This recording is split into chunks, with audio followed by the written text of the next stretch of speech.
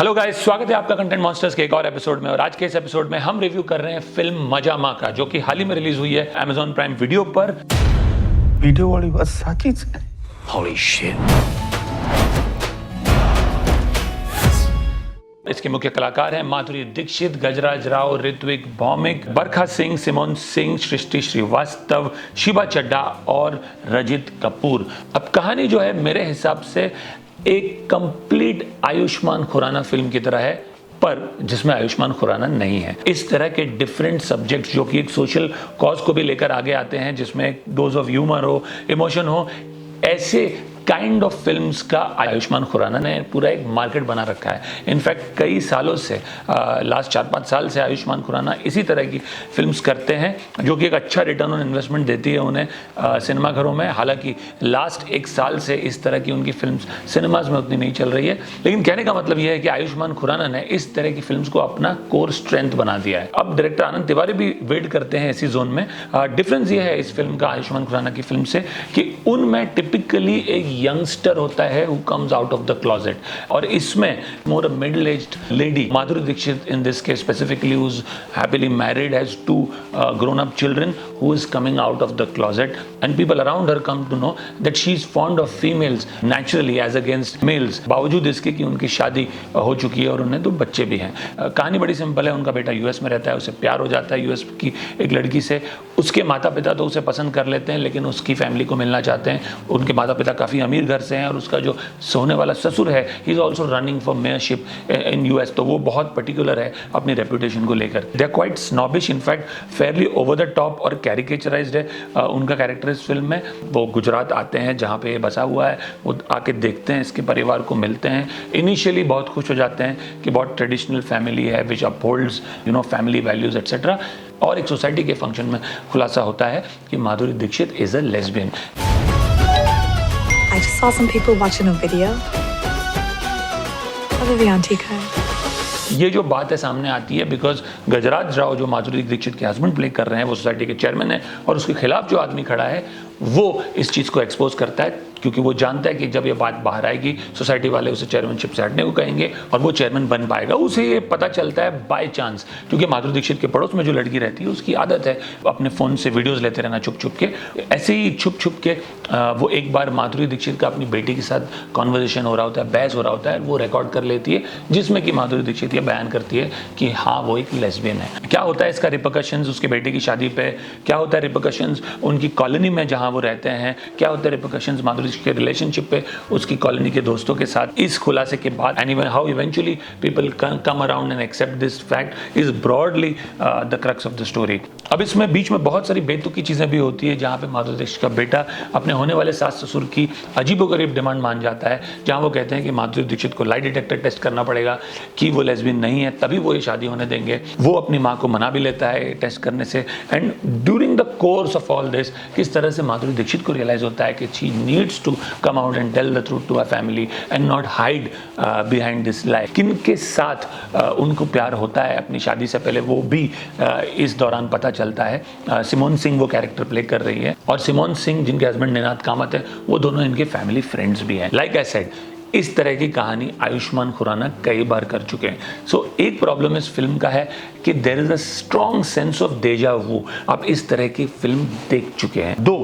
एक sensitive topic है, एक सोशल कॉज को एड्रेस कर रही है फिल्म, बट बहुत ही लाउड मेलोड्रामेटिक वे में एड्रेस हो रहा है इस पूरे गुजराती फैमिली के जरिए, जो शादी होने वाली है उसके जरिए। तो कहीं ना कहीं the subtlety, the gravitas, the depth that this kind of a subject deserves, वो खो जाता है इतने लाउड गैरिश ट्रीटमेंट में। तो वो एक दूसरी प्रॉब्लम है इस फिल्म की। तीसरा, आई थिंक बरखा सिंह, जो कि ऋत्विक भौमिक, जो कि माधुरी दीक्षित का बेटा प्ले कर रहे हैं, उनकी फियांसे है, और उनके पेरेंट्स का जो एक्सेंट है वो इतना फेक अमेरिकन एक्सेंट है, it starts grating on your nerves, you literally want to shut off the film. इतना ज़्यादा फेक एक्सेंट है, इतनी ओवर द टॉप और कैरिकेचरिश परफॉर्मेंस है उनकी. Clearly the director is to be blamed here. Someone should have pointed out that accent on all three of them looks very very fake. और बड़ा conveniently कभी कभार एक आध सीन में वो एक्सेंट गायब भी हो जाता है, तो वो बात बिल्कुल हजम नहीं होती. और चूंकि उनका एक अच्छा चंक है रोल का, it really frustrates you as an audience कि इतना फेक एक्सेंट क्यों है इनका. ओवरऑल भी उनका स्नॉबिशनेस बहुत ओवर द टॉप है, जो बिल्कुल हजम नहीं होता है. एंड आज के दिन में one can't even relate to this kind of a snobbish attitude from an NRI who is coming into India, who specifically wants his daughter to get married into India.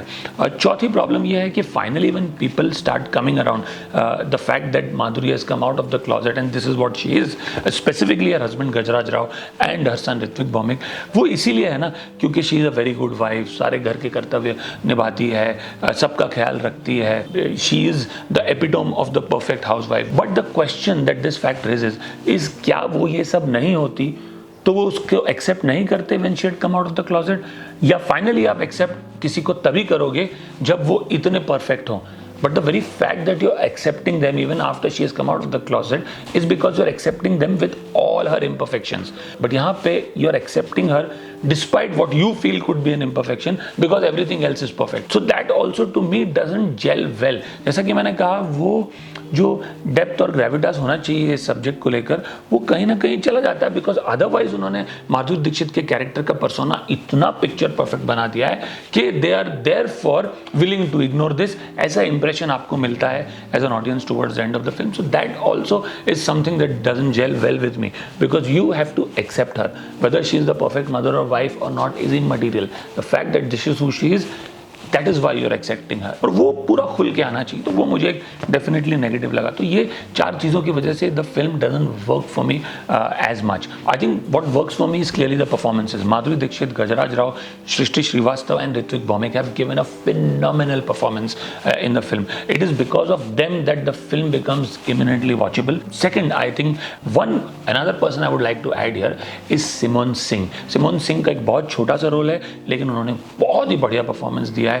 She really shines in her part in that small role and I wish she had more screen time in this film. So the performances of the central cast and primarily, like I said, Madhuri Dixit, who gives a phenomenal performance. In fact, she is not loud at all.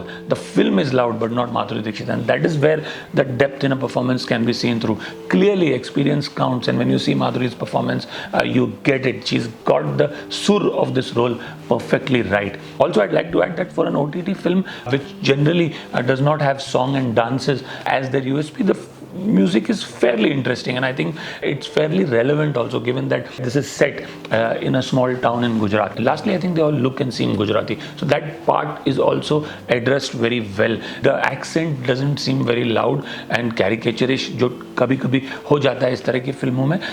So that I think is also addressed. But overall, I feel it could have been a much better film, and the problems that I mentioned earlier pull the film down. I would give this film a rating of 5 on 10, but that's primarily due to the performances of the principal cast. अगर आपने film देखी है तो ज़रूर हमें बताइए आपको कैसी लगी कमेंट सेक्शन में नीचे. और अगर आपको हमारा रिव्यू पसंद आया हो तो ज़रूर हमारे चैनल को सब्सक्राइब कीजिए और आते रहिए ऐसे ढेर सारे रिव्यूज़ के लिए. Will see you soon. Thank you.